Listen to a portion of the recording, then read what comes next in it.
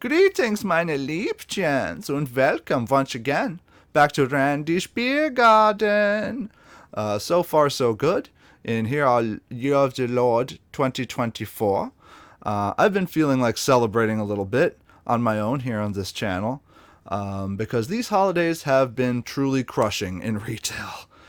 We had a big snowstorm up here in the Poconos that just made it feel like it was Christmas, New Year's, all of that stuff all over again because people are just going crazy, acting like they're never going to be able to get beer again. Just, you know how it is when major weather events happen, or even when major weather events might happen. People just start going like bug S. So you really just got to stock up on some crafty selections. And that is exactly what I did. And trust me, there is absolutely no better way to have to suffer through the horrors of snow removal than following it up with a nice, hearty, robust ale, or porter, or stout, or whatever floats your boat. In this case, we got a Pilsner. Also, I've been watching a whole lot of the Mystery Science Theater 3000 marathons that have been going on over the past few days. The last one was lasted for like 96 hours, and I'll be honest, that show, it's like a sleeping pill for me. You know, I just put that on, and after a couple hours, I'm dozing because it's just Joel and the bots, Mike and the bots, whoever. It really warms my heart to see that they're still out there on the satellite of love doing their thing. Squeesh, squeesh. We're here in the beer garden. It's official now. I've got a little bit of extra art going on, and that makes me feel happy in my heart. Arty, hearty, party. And so, without further ado, we're going to take a look at the Grandar Imperial Pilsner from Lolev Beer. I think I'm pronouncing that right. Which I'm going to throw into the my favorite hipster beer category. It does not have a score on Beer Advocate yet, although there is one rating of it, which is about a 3.7, I think. So, you know, not too high, not too low. It's kind of average. But I really love this. You all know I'm a big Pilsner guy. And this, just right out of the can, you get that real sort of yeasty but still subdued kind of smell. It's just, this is what you want if you're a Pilsner fan. So let's take a look at it in my Imperial medieval Pilsner times glass. Oh, look at that. Actually, it doesn't look too dissimilar from that Tasty Cake beer we just reviewed.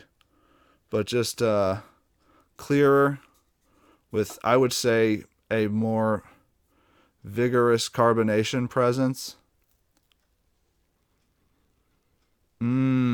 So bready, so yeasty, so comforting in that smell. It just smells like something that's going to fill you up in a good way.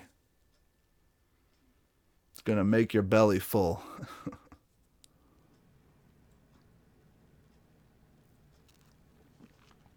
Oh, that flavor. It's deep without being cloying. It doesn't have too much of that yeasty snap. It's a little bit subdued, but it's still there. So if you're a Pilsner guy, it's going to give you that. But look at that. It actually is quite carbonated for a Pilsner. You can see there's a lot of bubbles coming up from the bottom, which is kind of unique for this style for a Pilsner. I mean, it's an Imperial Pilsner, so I guess that's where that comes from.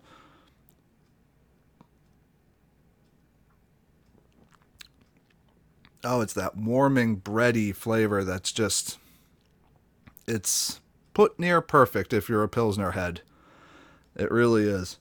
Now this, as I said, it doesn't have a score on Beer Advocate, but I would definitely say that for me, this should be an 80 or higher. And I think eventually it probably will be. It's just that word on the street hasn't quite got out about this one yet. I think they only started brewing this late last year, so it hasn't quite had time to catch up to the hype train.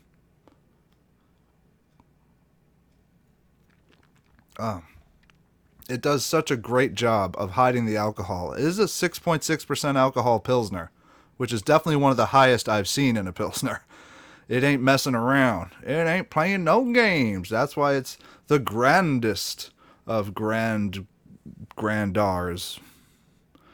I would highly recommend seeking this one out. I think it was about $13 for a 4-pack of pint cans, which ain't cheap, but it's definitely something worth experiencing. It's very different. It's very unique.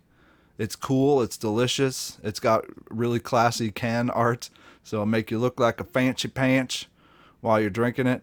And in general, it's just one of the better craft Pilsners I've had that's from the United States.